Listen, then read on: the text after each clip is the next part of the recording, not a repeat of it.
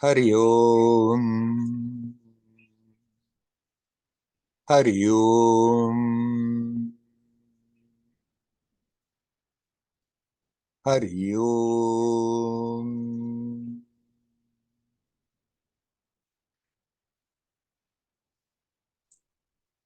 Hello, my friends. Here we are again.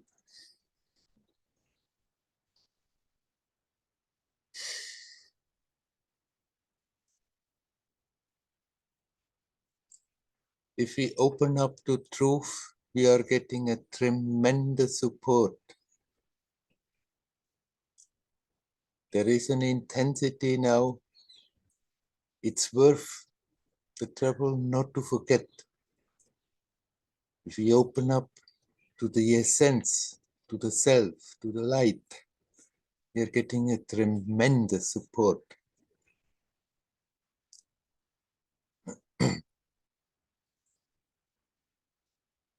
Unfortunately, the opposite is also true.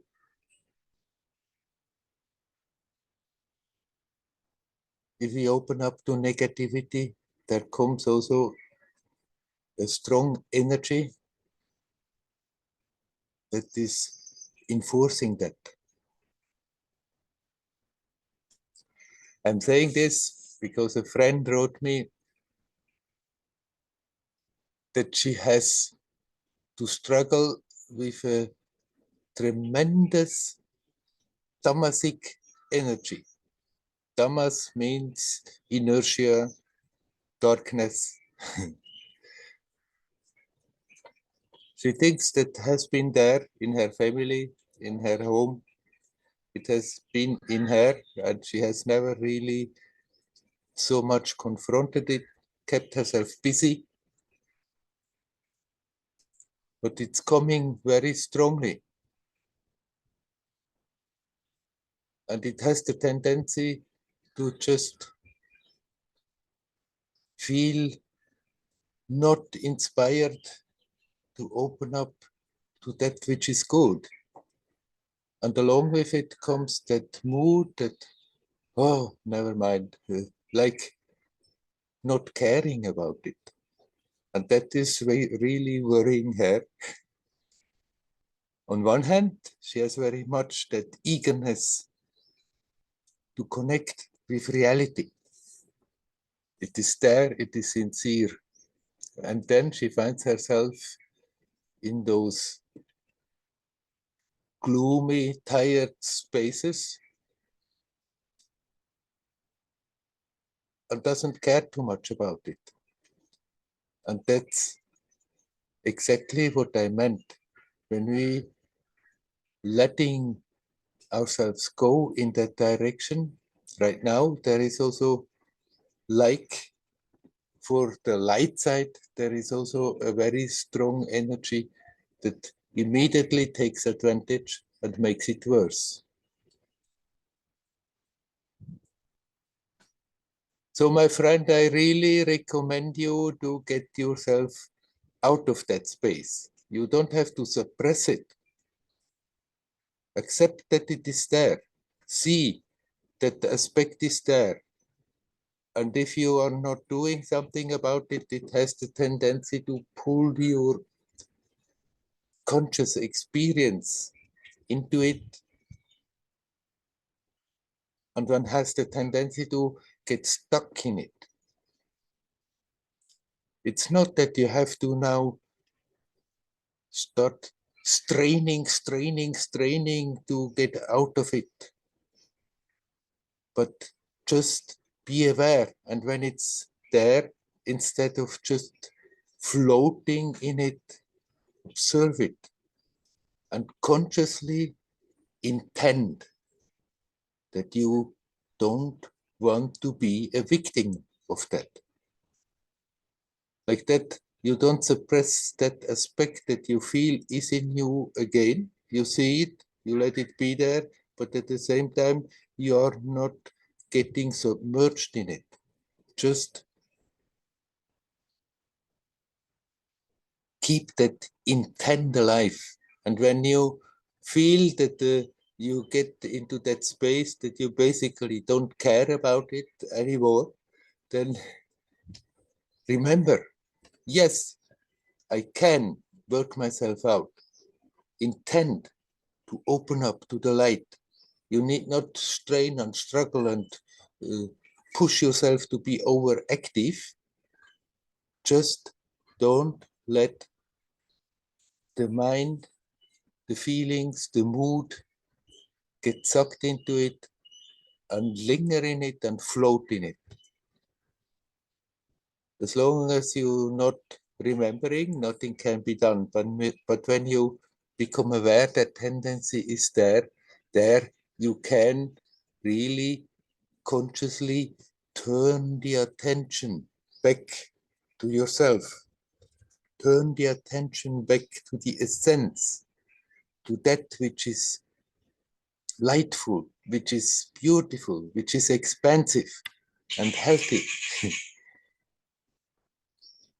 And even if you don't feel like doing much action at that moment about it, you can consciously intend that you open up in that direction and repeat that intent again and again. And so that tamasic aspect will lose its power. It may come sometime, but then you see it, you don't try to push it away, you see it, you observe it, you say, oh, I see you, but I'm not getting sucked into it. And that very intent will help you not to stay in that mood, okay, I'm in it and I don't care, and then somehow get deeper and deeper and deeper sucked in it. But if you intend your way out, then it loses its power, and after some time it may still come sometimes. So what? Then you let it come, you deal with it, you let it go. You don't become a victim of it. As I said in the beginning, if you are opening up to the light, to the truth, to that which is, we are getting a tremendous support. It's worth the trouble right now. It's such an intensity, and every conscious attempt is bringing a lot. So just remember, you have that sincerity. I know. You have that sincerity for truth, for reality. Just turn the attention consciously in that direction and intend to go in that direction. And if you consequently do that, when you find yourself being drawn into just being paralyzed and sinking into it, then if you consequently do the opposite, open to the light, then it's really losing its power and you will be free of it. All right, I leave the subject and I'm addressing you, my friends who are here. Is there anybody who would like to come in and talk? You are welcome to do so.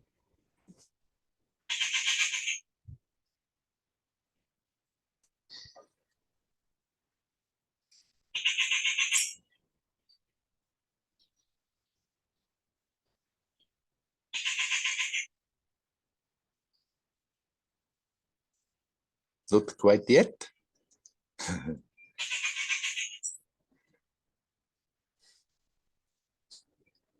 We are here to face challenges. We projected an aspect of the true self into this game, into this world, into this time-space continuum to get experience. And in course of the process, something very precious is accumulated. The self, the essence remains the same, and yet the experience is expanding. And right now there is a great opportunity. Everybody is facing challenges more than usual. And if we make use of that, then we really fulfill the purpose why we have come here. We don't have to take it too serious, not become all tied up about it. And I want to make use of my possibilities. It's working much better if we can develop a playful attitude. Knowing, always remembering, okay, this is temporary. This is a temporary game that we are playing, going from day to day. It's still temporary. You are timeless. You're prior to all this. And from that perspective, this is very short-lived, a short story. Like from the perspective of the waking self, the dreams in the night, they are short incidents. Once in the dream, it looks much longer. This is similar. So it's good to remember, and sometimes it seems to be a bit hard. Okay, let's go for it. Let's face the challenges. It's just a temporary, a momentary story. You are timeless. You are prior to that. Let us not forget it and open up to that. And then we can playfully go about it. And when we have that playful attitude, everything becomes easier. There is a pressure in the atmosphere that has the tendency to cut off a bit that playful mood. But if we remember, we can, in spite of that, open up to that and joyously go from moment to moment, from day to day.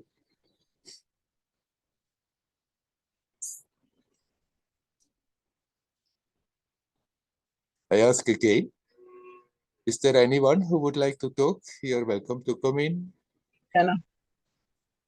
Hello. Can you hear me? I can hear you. Somehow the picture doesn't become big. Hi, Werner. Hi, everybody. Oh, now I see you. No? Yes, now I see you. Hello, Cornelia. No, you. Yeah, a little bit. Hi, Werner. Hi there. Hi, everybody. The connection is not wonderful at your side. Your picture is... It's not good, huh? It's sometimes static still, but it doesn't matter. As long as we can hear you, it's fine. I end the picture. Is it better? Yes, I hear you better. Okay. You also pixeled a little bit, and I don't hear you well, but yeah, without pictures also. Yeah. So good to see you and hear you again. Shall I dial in again? Maybe that is better. You can try. Let's see. As long as we can talk, it's fine, even if the picture stands still sometime. Okay, good. So you hear me now? I hear you. Yeah. Okay, good. Okay. Yeah, I didn't hear everything you said, but the parts I could hear, I was very happy to hear that. It just reminds me of what is important. And I get a lot of exercise now to practice it, let's say, or challenges to practice it. Very it started good. In India already. Yeah, very good. And it's on a different level, Werner. It's not only relationship wise, it's a new level. It started in Tiro, actually. Usually in my life, I'm not a person who is sick a lot, you know. Yeah. And as you know, in Tiro, I was sick a lot. I had all different kinds of, with my teeth and with stomach and everything. Yeah. And now I had 2 accidents in 2 months. Oh, So one like 2 months ago, and one is 2 days ago. oh, And they're not really challenging not really threatening my life, but the second one was really, I'm now in bed, my leg up, because I stepped on something that could roll, and so that thing took my one leg, and the other leg stayed on the ground. So I made a big stretch in a second, and so some muscles are really, how do you say that? Muskelfaserriss, I don't know in English. ah, right. It's yeah. I have to sit. I have to lie in bed, my leg up, and Hmm. really stay in the house and stay stay here, so I have time to come to satsang and not to race around, you know. Yes. And what I experienced this time was, I worked already on the first accident. It was a minor bicycle accident. Yeah. And this time I could, in the moment when it happened, I thought, wow, it happens. And then I was lying on the floor and I said to the people came running and said, please leave me here. I just want to experience and take my time on the floor, you know, because I knew it was important. It was important to get what had happened. And so I'm with this now. It was easy. I mean, in Germany, immediately the ambulance car is there and they get you somewhere and you get all the examinations and they helped me and they told me what to do with it. And yeah, now after the third day, the first 2 days I didn't, but now I'm following the instructions. Stay at home, have the leg up, and just experience what this does to my life, you know. Yeah. And that is very exciting. That is, in a way, it's not easy because it's also painful and it's a lot of time with myself and with my body, of course, focused on the body a little bit. But it felt as if that is the challenge, to do exactly what you just talked about again, you know, Mm-hmm. to be in that moment, experience what is happening, and it slows me down. It brings me, yeah, it brings me to stay here. So, but maybe you have another idea on this, because this is really unusual for me that I'm so sick often and in a lot of ways. And now these accidents happen very shortly, one after the other. And maybe you have an idea to add something to this. Mm-hmm. Well, obviously, it seems a very challenging period for you, physically, and also then, of course, mentally, emotionally, how to deal with all this. It's good that you develop that good spirit to remember, okay, it's a challenge. It's not that after that think, oh, it's terrible, terrible that this is happening, but all right, this is what happens. It's good to accept what has happened, accept the fact of the situation, because if we are resisting against the fact, then it becomes heavy, then it's misery. But if you can accept, then out of all the situations, we can really make something good. And especially these kind of mishaps, they are not always just bad, but often it's to give a person a chance to do just that what you described, to have more time with yourself, to slow down, to be not capable of running around, and deal with being conscious in the moment and deal with the adverse effects that are there, and learn in spite of that not to be sucked into negativity. So that's the challenge, and you seem to do quite well with it.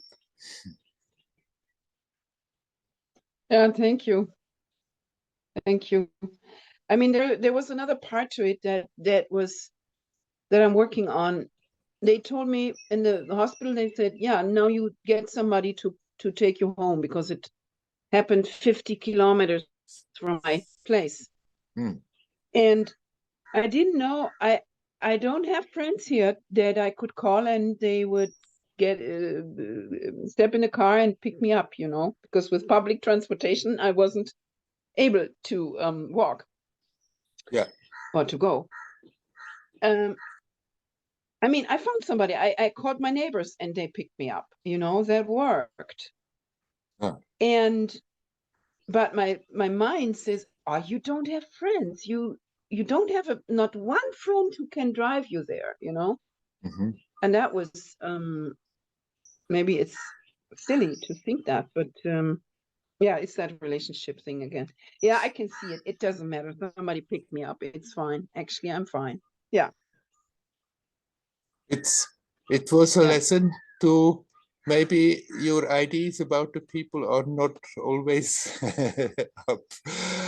up to what they are capable of, and if it's necessary, suddenly you find they are very willing to do things which you didn't expect of them.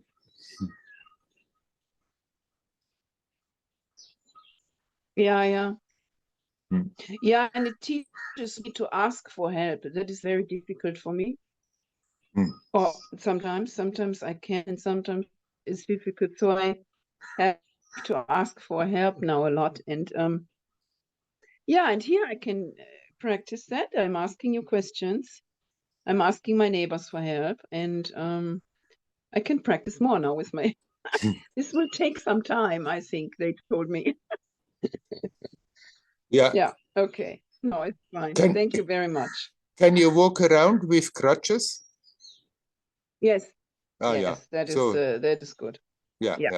You can move a little. That's good. After the first 3 days, I can move more. It's okay. It's not so bad. Okay. Wish you well and quick recovery. Hari Om. Thank you, Hari Om. Hari Om. Hari Om. Is there anybody else who would like to come? You're welcome to come in. Hello. Hello, Andreas. Last time I was very interested in the questions that Lutz asked. Yes. I have a very similar idea about, like, coming from a Buddhist tradition. I have somehow the idea that I need to practice intensely and have some special experiences. And I think I asked you that before, but it's so hard to get it into my mind that like when I just try to be present in the moment, it doesn't feel like anything special, and it's really hard to, like, my meditation is nice and I like that, but after that I immediately start to entertain myself with something else that keeps my mind busy, and so I'm not so much in the moment, and it's maybe I haven't even grasped the concept where you're aiming at. So please explain it again, and or say something about. I mean, like when I'm in my daily life and trying to be present, then it feels like normal mindfulness more, and it's kind of okay, but it's never very interesting or special or anything. Right. For the mind, it doesn't look very attractive. It's much more attractive to run after this and that and find little kicks here and little kicks there. In meditation, right, then from some traditions, you are being instructed to practice heavily and then have experiences. And the amount of experiences, in a way, is like a touchstone whether you're spiritually advancing or not. But they are fine, those experiences. They are encouraging, they're inspiring, but it's not the important thing. The important thing is that when you are practicing, that there you are consciously conscious, that there you are connecting. Now, it looks like it's less intense if we just in our daily life connect. Of course, it's not so easy to build up the same intensity because we have the tendency, okay, we connect a little moment, forget about it, connect a little moment, forget about it. But if you are really in the present, there is a great intensity.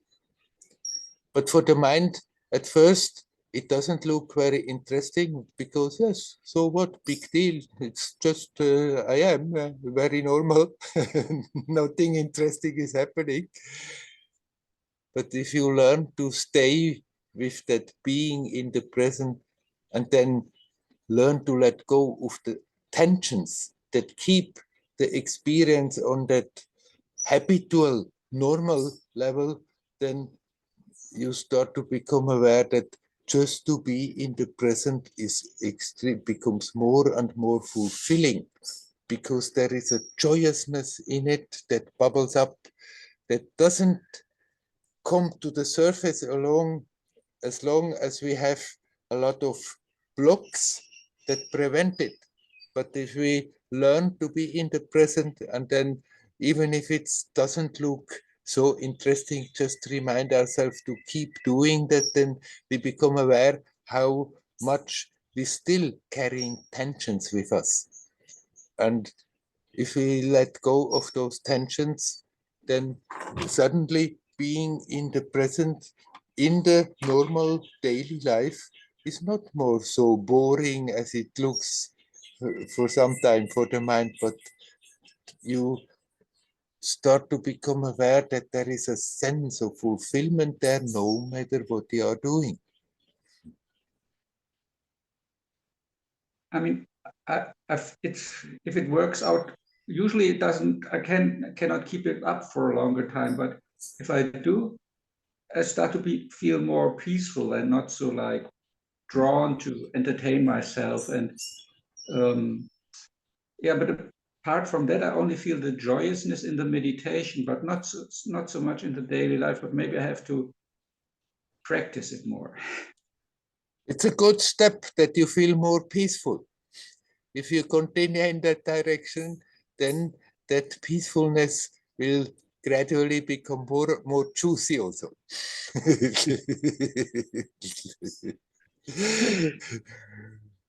Yeah, it's just a little bit disheartening to realize how much time I spend in my dreams or in my thoughts and in like whatever past, future. This is like, oh. Right, it's the story of everybody, and most of the people have no idea that this is like that. But becoming aware that it is like this, that is the possibility that you can inspire you to spend more time conscious, that you intend, okay, at the moment I remember, I connect. Consequently, when the memory comes, not think, oh no, first I finish this and then I try again.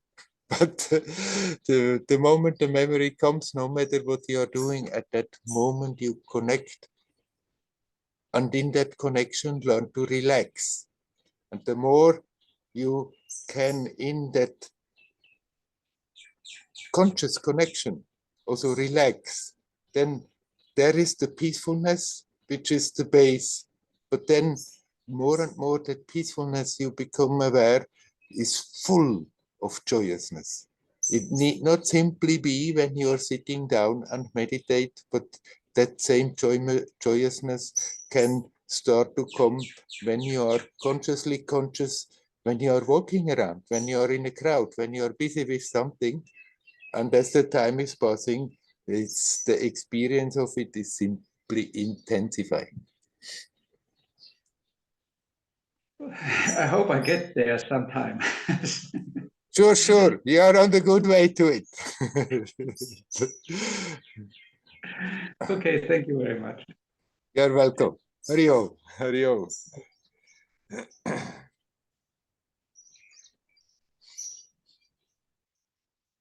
Would anybody else like to come in, say something? You're welcome.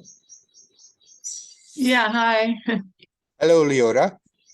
Yeah, that was interesting, this discussion with Andreas, because it reminded me that I actually never really, how should I describe it softly? You know, I sat in so many retreats, and I never felt this kind of joy and even the connection through the meditation. I mean, in the meditation, and even not in the retreat. I mean, retreat is nice to do.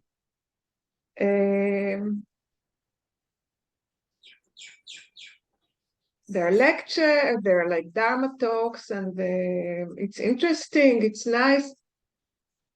I always preferred the walking meditation rather than sitting.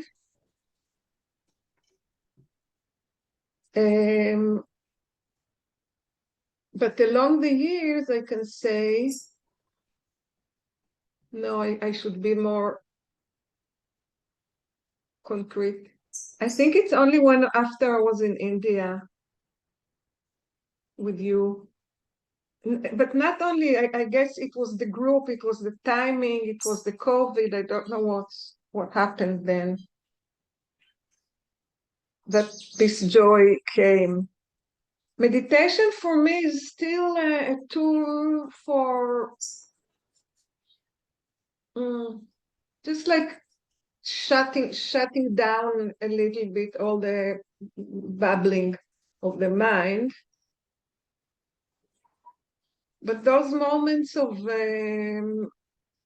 connection and joy and like this sparkling energy around me, that happens to me through sometimes just like that. When I'm doing something, it just comes. Or when I have a good interaction with somebody and there is a good talk, and then I feel this kind of shiny energy around. So I guess it really varies from person to person. I wonder if there is a recipe, or it's just like every person reacts differently to all the tools of the practice, really. So in the meditation, this doesn't really happen like this. No. Not for me. Not for me. I never found it was always now when I meditate, I always lie down. I don't even try any longer to sit. Yeah. I lie down and I don't fall asleep. Maybe I do if I'm tired, but I very often don't fall asleep. I experience sorry, I'm listening. Sorry. Yeah, I experience a very deep rest, very deep rest. Yeah. But nothing like you know, fire and star, whatever, like Yes. and specifically in retreats, actually it was very, very difficult for me to sit, always struggling with pain, the back pains, and always waiting for it to finish. Yes. You see, as you said, people are different, and Andreas just said that this happens more to him when he is doing meditation, while for you it was rather the opposite. But the thing is that those times where you were struggling, you still were more conscious than you usually are. And it has helped to sort of build up the energy that this is after that becomes easier and easier to suddenly dive even momentarily in that current of joyousness. And then that can be sorry,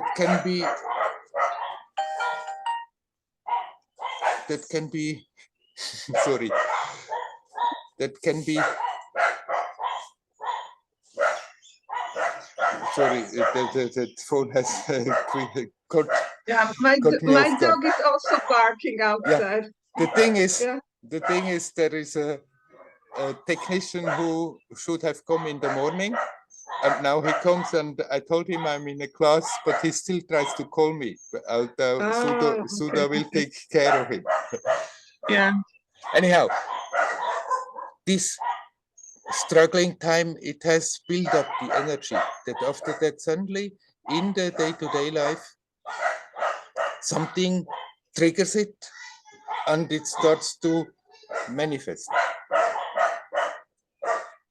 Can you still hear me in spite of all the barking and everything?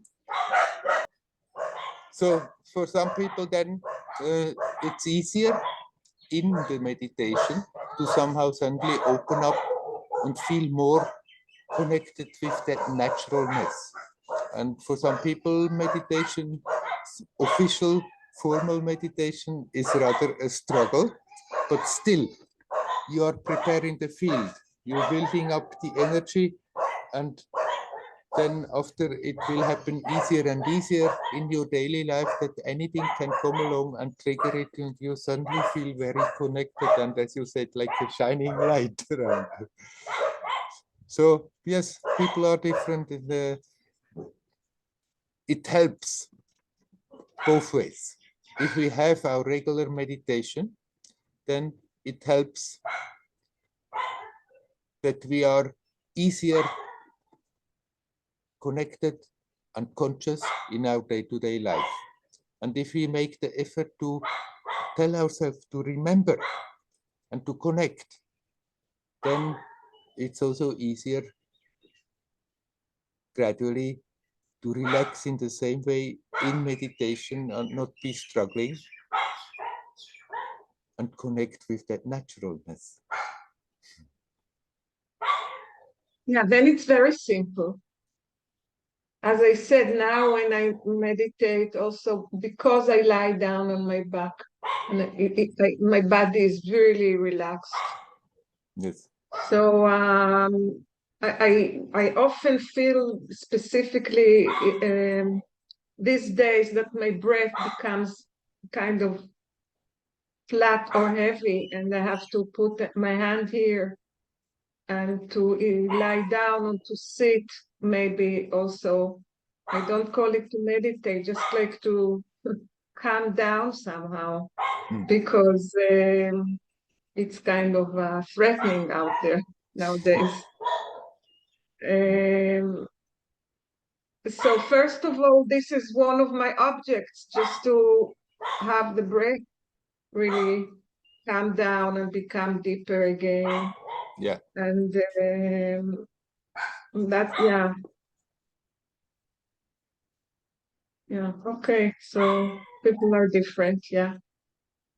Just keep the intent up to be conscious, whether you are doing your type of meditation or whether you are not officially meditating. Keep up the intent to just bring the attention back to the now. Just be, learn to be here, be now, and then learn to relax in it. And everything gradually becomes easier and easier, even if it's threatening out there.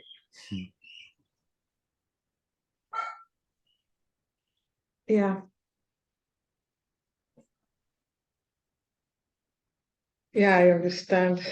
I actually do it when I had this interaction with my landlord about the dog, and he was really, really stressed.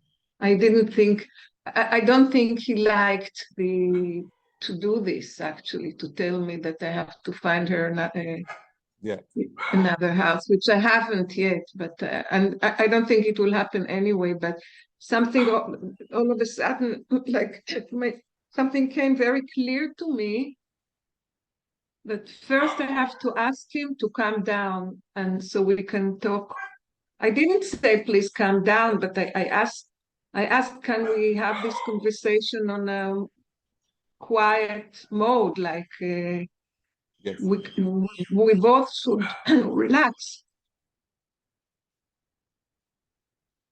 And it did the job. I could see the energy shifted, even though he still insisted that I do what I do, but the energy shifted, and that's really, I feel, one of the, as I say, the fruiting of the practice, because in the moment, in the now, I can feel that rather than being pulled in the drama, I can somehow direct the event so that it becomes a little bit easier. I can direct the energy. I don't know what I can direct there. Definitely. And that is certainly the fruit of the practice, that the general tendency is, if somebody is very agitated and maybe angry, that one joins and then are two fronts and it goes to and fro. But if there you somehow are capable of centering and relaxing, then it's like taking away that confrontation. And usually, not always, but usually people, they just feel calm down and are ready to deal with a situation in another way. So Like a magic. like magic, that you not Like magic. building up and giving back that same strained energy, but that you learn to connect and feel there is something, whether you consciously feel at that moment, but then you're touching something that is not affected by it. And that immediately also radiates out and helps the other person, at least to some degree, more open up to that. That's a very good point, what you just said now. Yeah, that explains it all. I would say. Yeah, yeah. To connect to something. Yeah. Thank you, Werner. Thank you. Hariom. Beautiful. Hariom. Hariom.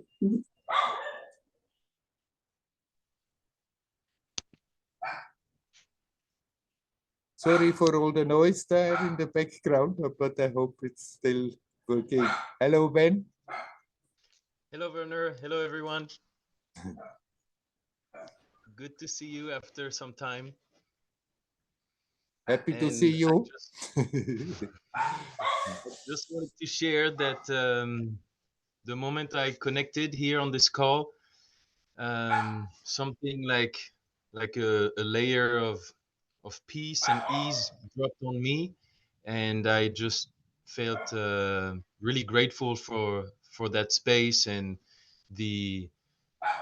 I think the energy that has been building up with this community of the same people coming back, and you, Werner, holding this space, and I could just really feel it, having not joined the Satsang for some weeks, and just made me reflect on maybe the collective potential of the collective intention or collective support, and the importance of that in our lives. And some people have commented on the difficulty of meditating maybe alone at home. So maybe, I don't know if you would like to comment, Werner, on that collective potential and maybe how to connect to that even when we're alone. We are always connected. Whatever we are feeling, it's somehow added to the collective. And so it makes a great difference whether we are feeling gloomy, negative, and rather getting downwards, or whether we are opening up to be expansive and lightful. It makes our own life much easier and much more joyous, but it adds also something very precious to the collective consciousness. And you mentioned the collective intent. So for that, it's very helpful for many people, for most of the people, also to come together in groups and consciously open up in the good direction, consciously open up for truth and consciously radiating beauty and love. Then we can support each other, we can benefit from that energy, and actually we are adding something very powerful to the collective consciousness.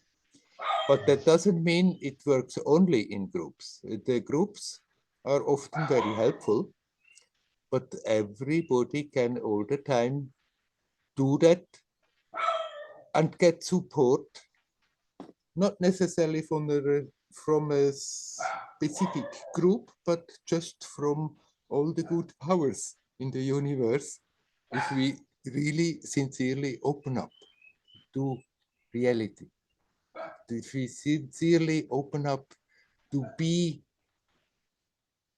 in the good direction, to come in real contact with the essence. And then one can add lots and lots of good energy to the collective consciousness. First, the one who is doing it is the first to benefit, but then it's benefiting everybody else.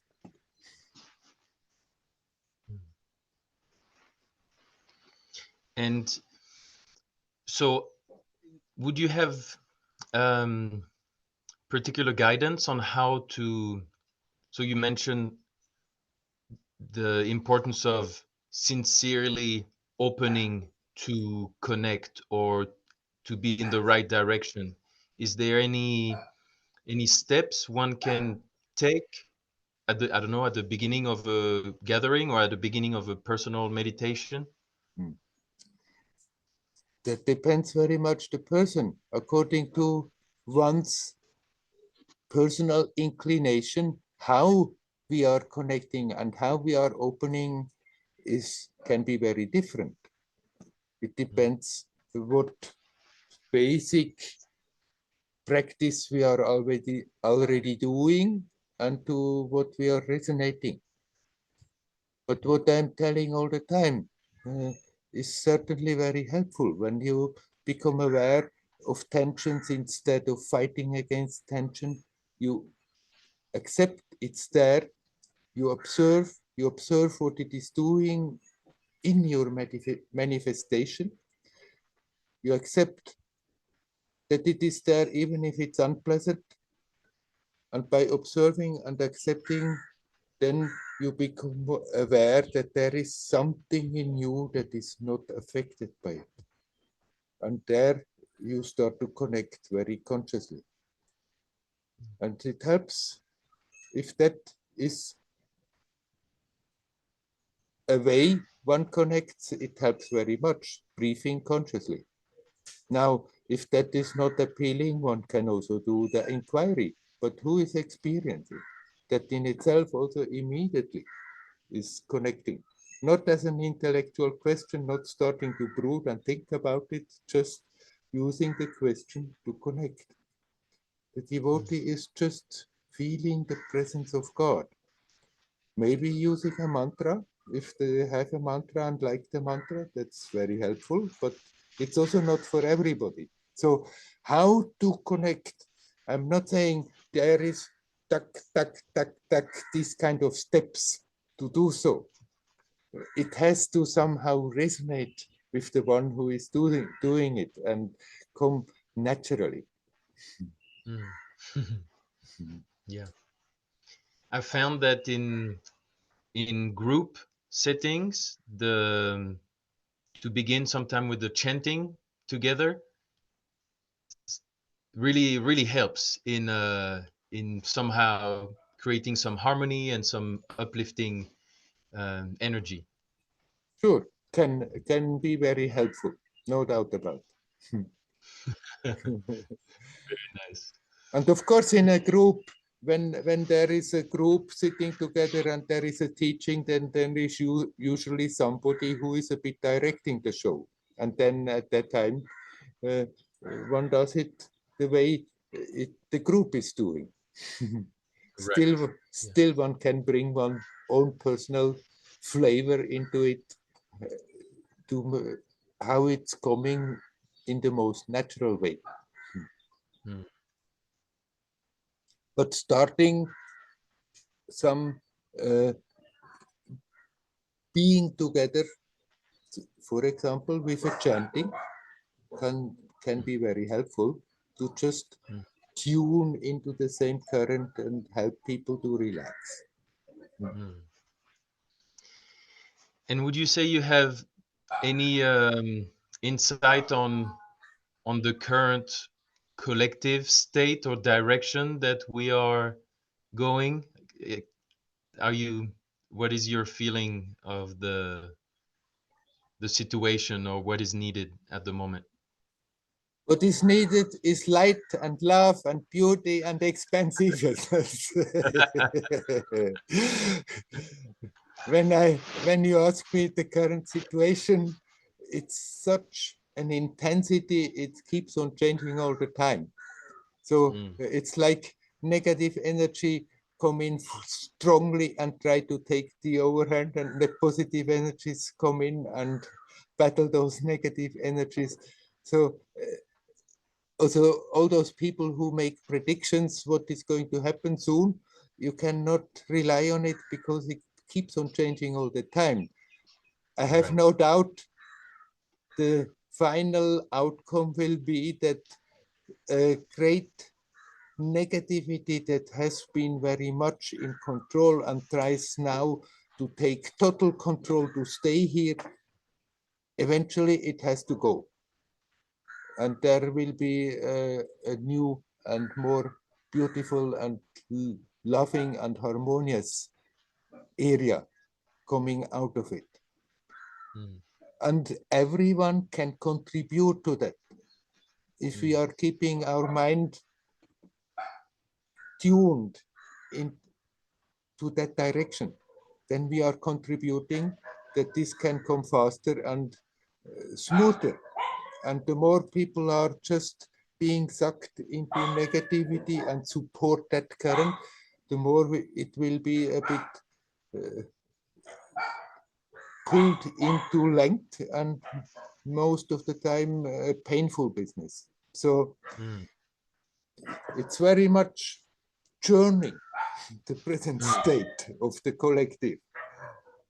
And so it's not only for our own life important that we connect with the essence and the light, but that it's also important for the collective. And it personally feels very motivating to hear that and feel that oh, it's not just about my little story. And somehow when I manage to get out of that little story and to feel more into that bigger field or whatever,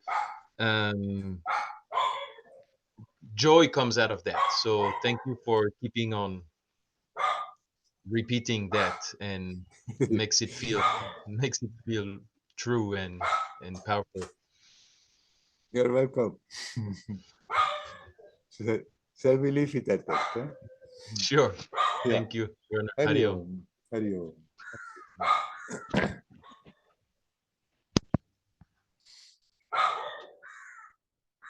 Would anybody else like to come in?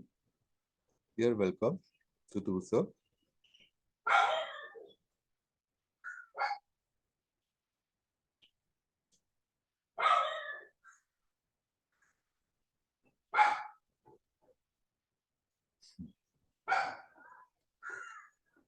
Jasmine wants to say something. That's the little dog I'm always taking to the satsang on the roof. Because of that reason now, because somebody else is there who's in the garden and making noise. And that's why I'm usually, when people come on the roof for satsang, I'm taking her with me, having her there at the chain, and then she keeps quiet. Otherwise, she would most probably do the same thing and go down in the garden and make noise.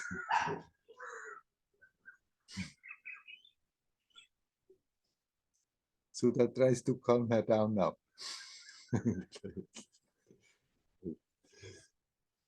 Okay, anybody would like to come in?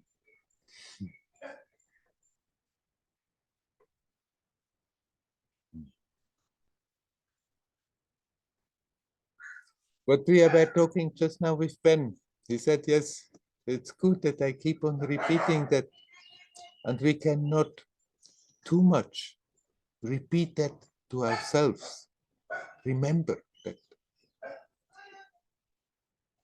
Inspire ourselves. If we really turning the attention to reality, it makes our consciousness expand. And in that expanding consciousness, we become more aware there is so much joyousness in it. And our own life changes. There will be difficulties in spite of that. But it makes us much more capable of dealing with those difficulties and dealing with those as conscious challenges to become more self-aware. And automatically, this has a benefit on the collective. We are all the time connected.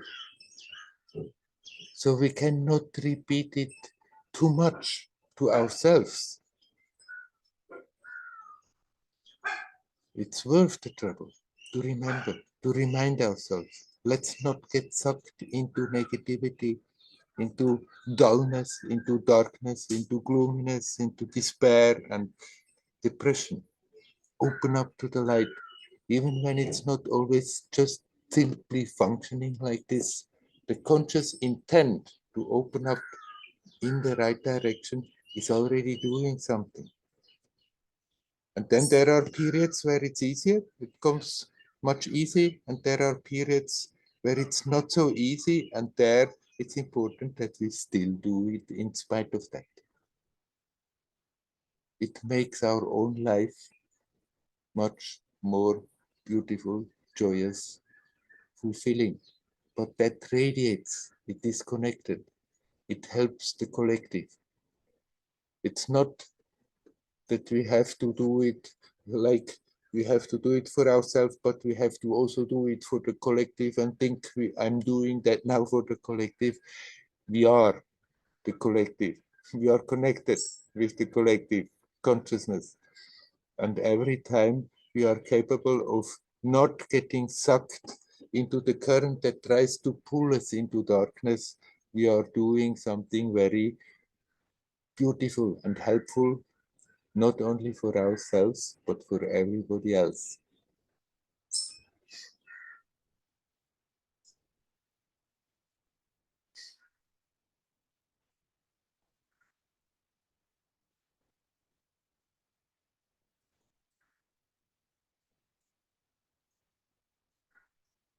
It's good to remember also,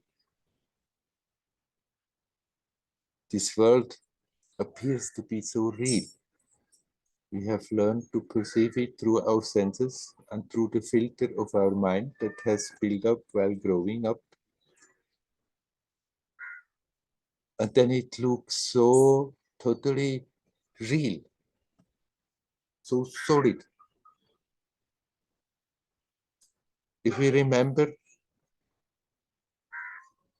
to calm down, not to take things so serious, to be more connected in the present, then we become aware it's there as an experience. It's there momentary, real as an experience, but actually it's not as solid as it appears to be. It's a magic show where we have dived into in order to collect experience, in order to learn, to grow, to outgrow certain things. to make that experience of reality more expensive.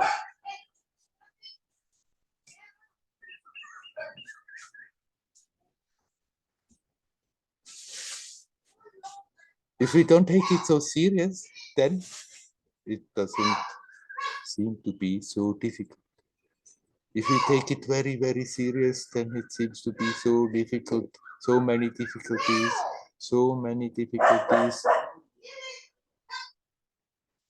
that come along all the time and seem to be heavy.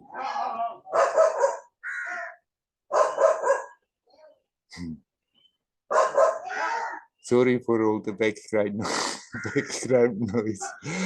Today, we were blessed of not having the construction going on, but then somehow it seems to be the fate of this satsang that there is a lot of action going on. There is something that is totally silent. No matter what noise is there is that aspect. There is totally silent all the time.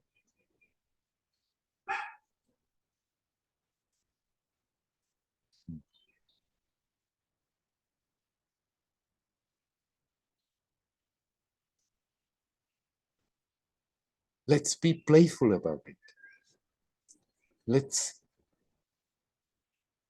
not be caught up with the heaviness of thinking this is the reality and it's terrible. There's a lot of terrible stuff going on. There is no point in denying that. There's also a lot of beauty around all the time. Every tree, every flower, the clouds, the sky, the earth, the sea. There's so much beauty at the same time that can remind us of our own inner beauty. It is a momentary appearance. It gives us the chance to become self-aware.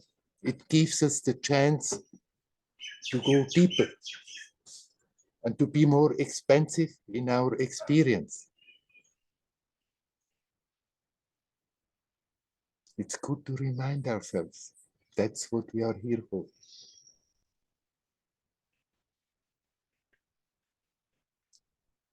And then no matter what is happening, we can deal with it easier. Remembering, okay, it's not as real as it appears to be. It's momentary. And everybody who suffers, even their suffering, is momentary. It's now, it's a one way to become more intense. It need not be by way of suffering. If we don't resist against the fact of the experience, most of the suffering is already gone. And then we can go about it playfully, joyously.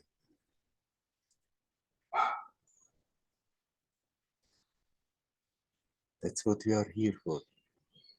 And everyone, like what we have been talking with Ben, everyone who does so is contributing something very, very beautiful and precious to the collective consciousness.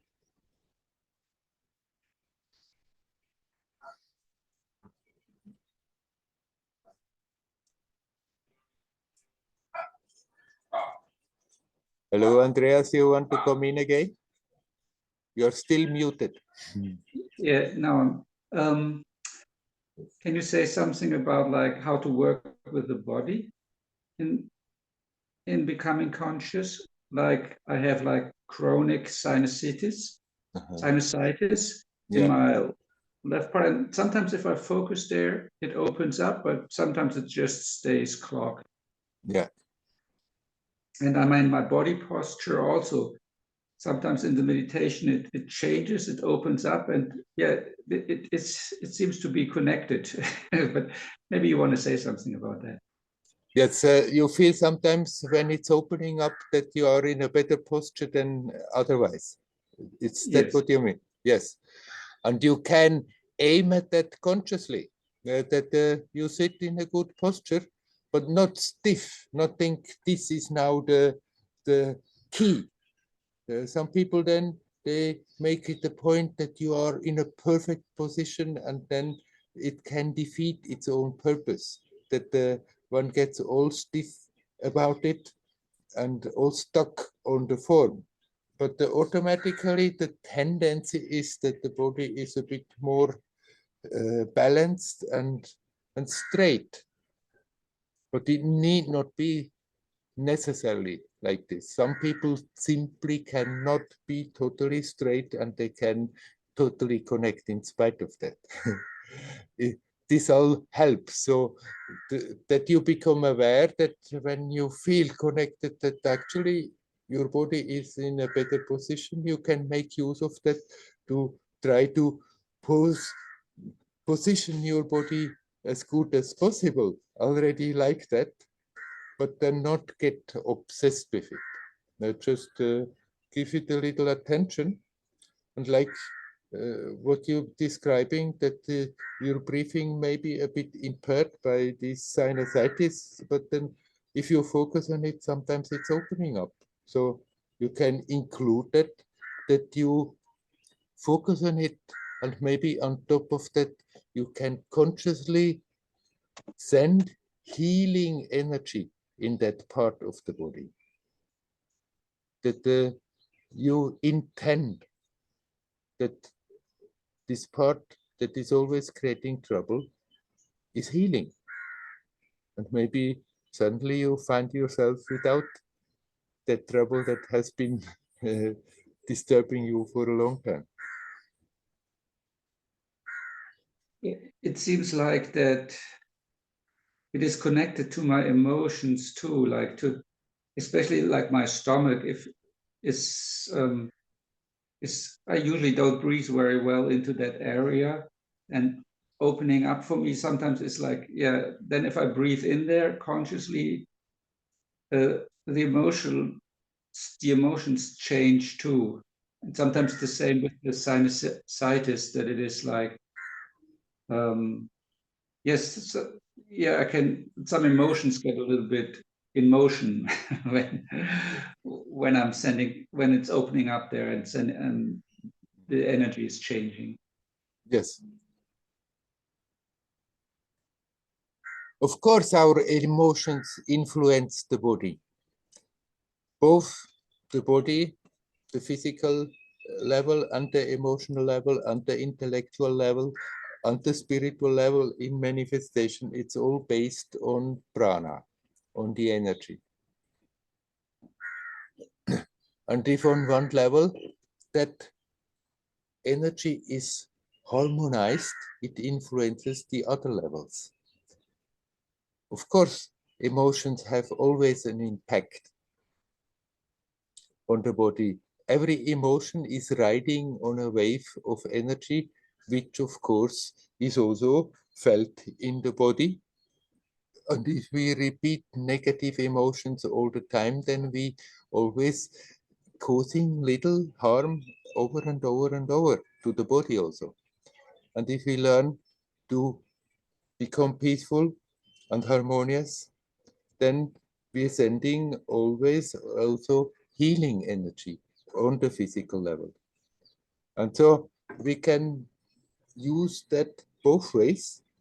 Be aware of the body, not obsessed with the body, but be aware of the body as the house manifested in this time, in this space.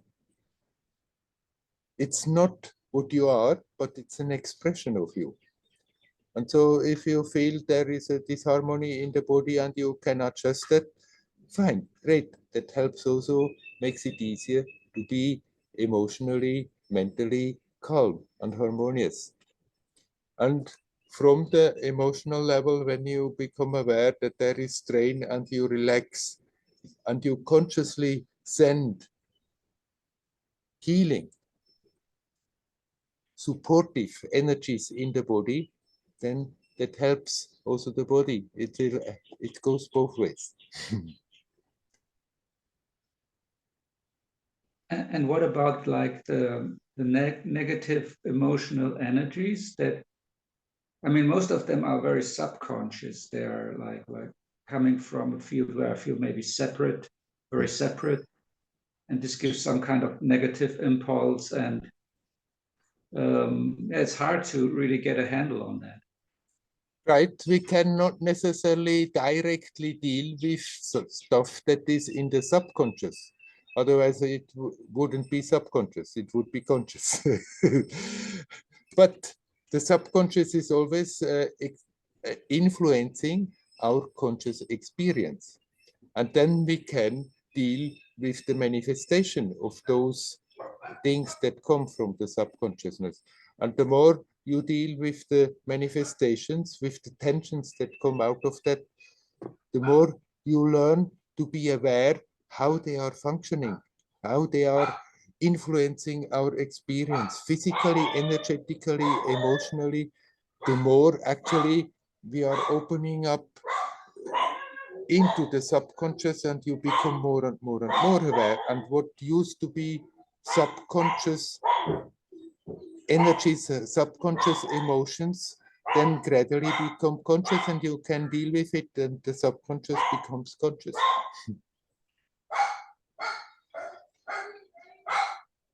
Sometimes my environment drags me down. Like I live in a Kurort. I don't know how that's in English. It's big, like a big spa. Yeah, yeah. And there are lots of old people, and they're very conservative. And they Yeah. sometimes have very strange energies. Yeah.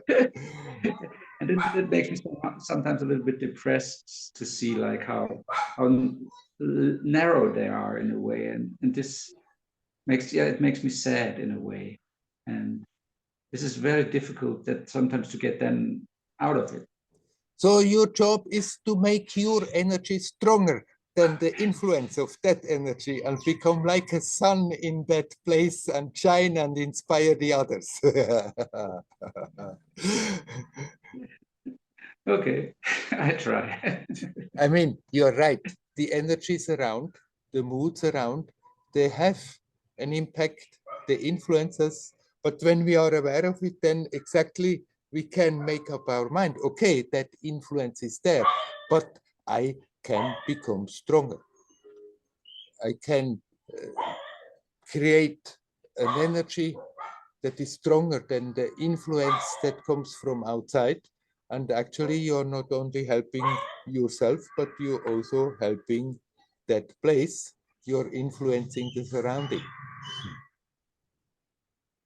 Yeah, sometimes it's difficult. Sometimes it's difficult, but it's worth the trouble.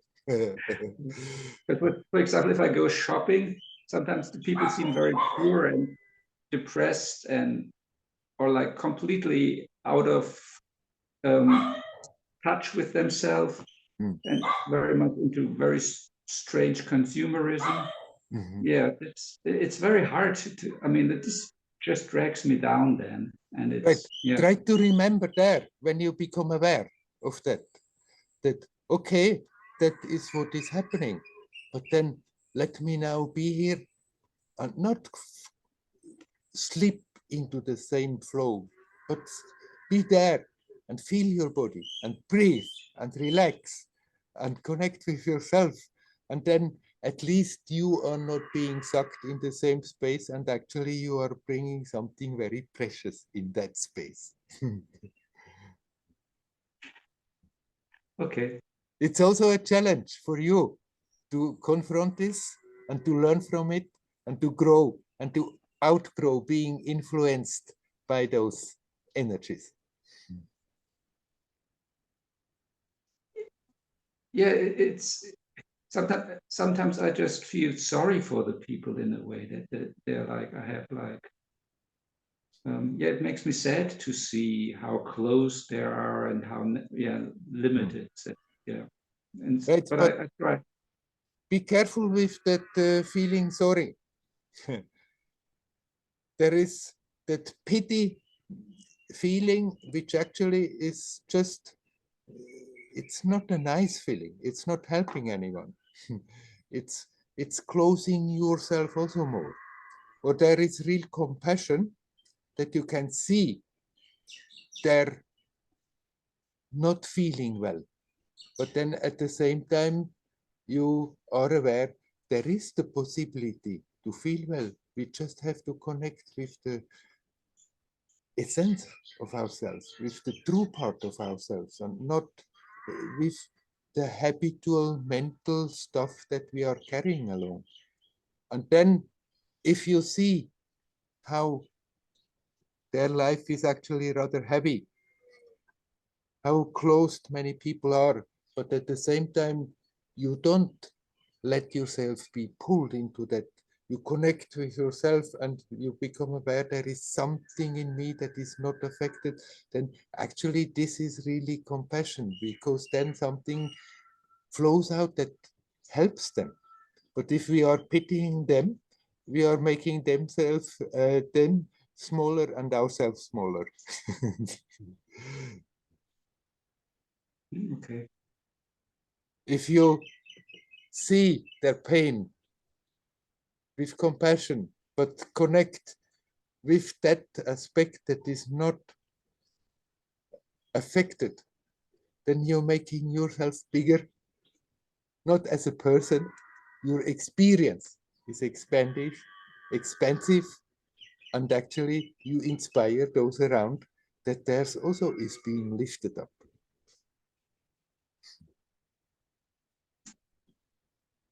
Okay, I have to try that. Yeah, our job is not to wait until the surrounding is all nice with the energies. Our job is to go there and bring a good energy into it. I like it very much to find a nice environment. That's absolutely nothing wrong. By all means, when you find a nice environment, be with the nice environment. Nevertheless, we always will face environments that are not so nice. And there we can contribute something to improve them. Okay. But at the same time, right, I'm telling always people in between, if you're in stressful situations, in stressful places, go out to nature, go in the forest, be with nature, be with the sky, the wind, the sea, the lakes, the rivers, and learn to relax like that. We can, of course, consciously go to places where it's easier and benefit from it, but then come back charged and not get depressed in situations where it is not like this, but actually rather bring something positive, creative, beautiful into those places. Okay, we leave it at that. Hariom. Hariom. Hariom.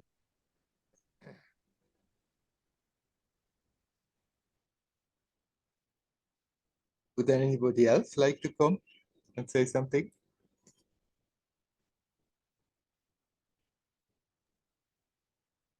Hi. Hello, Mariam. Hi, Werner. I have to come in because I love this energy that is today created in our space with the bliss you talk about with Ben, and I could literally, I don't know, connect with it in a very beautiful way. And also with Andreas now the discussion, I thought I would like to maybe share my experience, which I had. I told you about it, that, and I also talked in another satsang in India about it, that for me, sometimes to work with the body, or I mean, like move my body, helps me to alchemize the emotions I have. Because for me, really, emotions are energy emotion, and I have a body. And if I start to move my body, it's something is happening that really I get out of my mind, and I feel that I can connect to something else which is flowing through me, and in that way I can let go also emotions. I can transform them and come to a point of stillness in which, for me at least, it's really a big connection feelable to myself, and also when I'm dancing in a group and open my eyes after I got really deep inside myself, with a group or the people around me. And also then it's like, you know, throwing a stone into a water and it's getting bigger and bigger. I'm expanding. I'm first inside myself, connected to the others, and then to the universe, and even more, I think. And I thought I had this image. Oh, I would love to have a satsang party with you all and just dance, you know, I mean, and be blissful and connect in that way. Maybe, I don't know. I just wanted to share that for me, the week I had in Croatia, where I was dancing every day in the morning and 3 hours at night, it really changed something. And now I'm back in Vienna because it was the transition. I thought, yeah, let's see how it's going to be. But I feel that everything you said about feeling bliss and connected and seeing it as a game, that for me at the moment, I can embody that. Or it is just like that, because I go out and I go into the subway and I put my music on. And earlier, I think I would be depressed when I see the people there all like Andreas just said, like this, and they don't even look at you. They just are in the phones. So there is no connection. But what I realized is when I stay flexible and just stay in my feeling of I'm connected, every day now, since I'm in Carinthia and in Vienna, I meet people. I mean, I don't talk to them, but suddenly, you know, someone will connect with you with your eyes, and we smile to each other, and then there is this. It's so beautiful connection of love and joy, and it makes me really strong. And at the moment, I'm feeling also very hopeful that.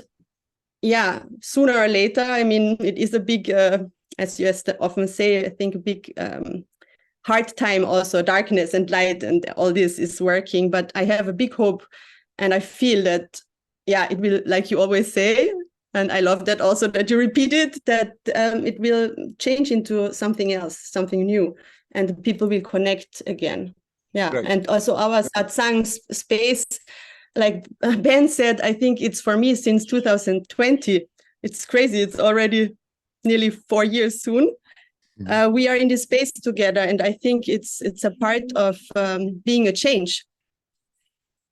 Just to talk about this bliss today, I feel it's very nice because I think we will spread it when we go out now after the satsang, even if we don't use words. Right. Yeah, so I'm very happy. And certainly it's an approach. Like you experienced by moving the body a lot, by dancing.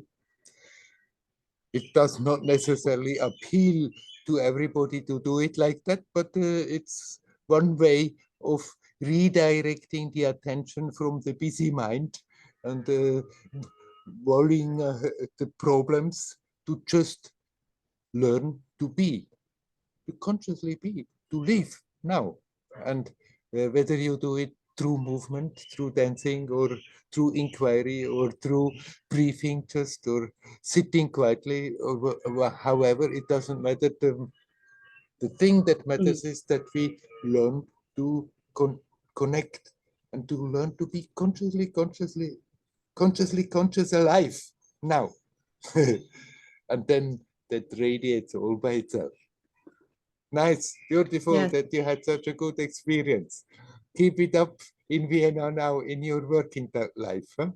Yeah, okay, yes, I'm all in. Very good, very good. Okay, thanks for your sharing. Thank you. Thank everyone for this satsang, and thank you, Werner. Bye-bye. Hariyo.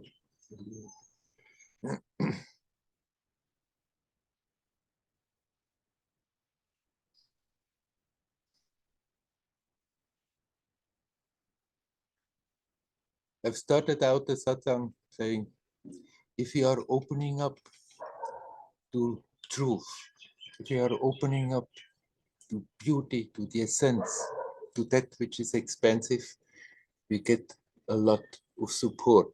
And somehow it has a bit influenced, I guess, what we have been talking about. And so I can just reinforce that statement once again.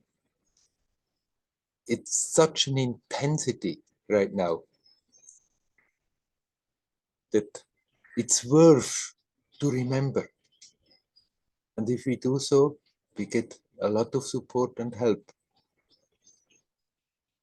Let's not forget to connect, to open up, to be consciously, to be alive now.